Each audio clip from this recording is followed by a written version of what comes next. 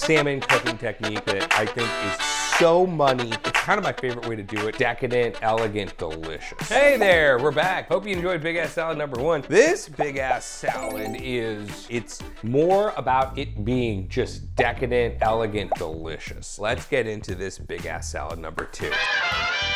What this is a seared fish on a bed of greens, and the greens has thin red onion, avocado, but the clincher, the kicker, is actually the dressing we're gonna make. So we're gonna get into that first. First up, we are going to add our acid. I have got a 1/4 cup of lime juice. So we are going to add that lime juice in there like slow, like so. That is slow. Yeah, that is slow. Now I'm gonna add soy sauce. Little shout out here. I was doing the Google, and the Google actually recommended good soy sauce because there's a ton out there in the market. This was the Kikkoman Organic, and it was top rated, and it's also not super expensive. So we need a teaspoon of this. Now this might seem unusual, but it is freaking clutch. We're also gonna add a little lime zest. And the zest adds aroma. The zest matters. And also, like, if you're going to the trouble of searing a piece of fish, go ahead and zest the lime. That is probably roughly about a teaspoon or so, but you know, you can eyeball it, it's cool. It's a big ass salad, no judgment here. Finally, we're gonna add our olive oil, and you know how this goes, you're supposed to whisk it as we go, but I will give it a vigorous whisk. This is a 1/4 cup of olive oil here, and we're whisking as we go. It's a salad dressing, but it's a fantastic sauce, and I'm making a good amount of it because, like I said, it's not just for the salad, but it's going to be great to have right on top of the fish. Do this. It's insane how well the soy sauce works. It's nuts. In fact, I'm gonna add a little more. I don't care. It is magnetic to me, and basically, you're adding umami. And I'm kind of feeling the soy today. Just like when you're eating sushi, you're adding the soy sauce, you gotta add the wasabi. So we're gonna add the wasabi. All right, dressing is done. Now what we're gonna do is get our salmon cooked. So I got a little piece of fish here, 6 ounce, you know my rule, big ass salad. I like to have a good amount of protein in there too.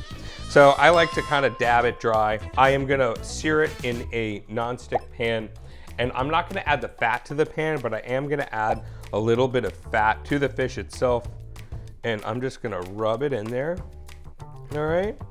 And then rub a little bit on the skin too. I find whenever I add a fat to a nonstick pan, it just kind of goes all over the place. It doesn't really adhere to the pan because it's non-stick. Last thing I'm gonna do, because there's soy sauce in the dressing, I'm not gonna add too much salt, but just a little in there on top. Now, this is big. This is my salmon cooking technique that I think is so money. It's kind of my favorite way to do it if I'm not slow cooking on the grill. So we're gonna get over to this pan here, and I'm gonna show you how that works. This is the thing. This is the big thing. How I cook excellent salmon: skin side down, low heat. And you're like, what's going on? It's not going, but wait, listen. So what's gonna happen is over time, they'll slowly start to cook. And what happens is when you cook it this way, you'll get a more even cook. The skin is gonna get very crisp. So if you like to eat skin, which I do, it's awesome. Or if you don't want it in your salad or whatever, it's really easy for it to come out. After about 10 minutes or so, you flip it, and then you get a nice sear on that side. And it freaking works every time.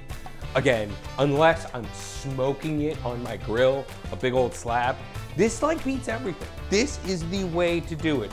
This is the way. What is really nice about this is, and in general is how I feel, is I love cooking methods where it doesn't require a lot of active time.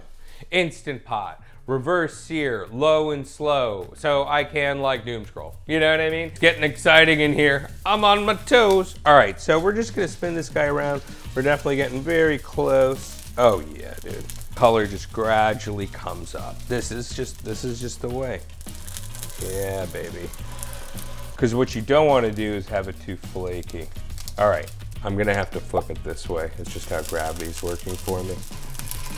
Boom. Look at that. Look at that.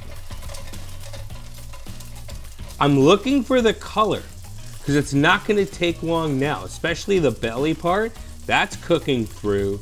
The loin, that one's going to be a little more pink, but we're getting there. All right, so again, with the non-stick, with the soft, safe spatch, okay? I can squeeze it. Oh yeah, dude, you know, just right there, just a little color. Now, what I'm gonna do is actually let it rest. Maxie, come here. Are you a good boy? Can you shake? Come here, Paul. Good boy. He's like, I'm out. The deal's done. You know what? Oh man, Jesus Christ. Barely did anything. The texture's key. Look at that.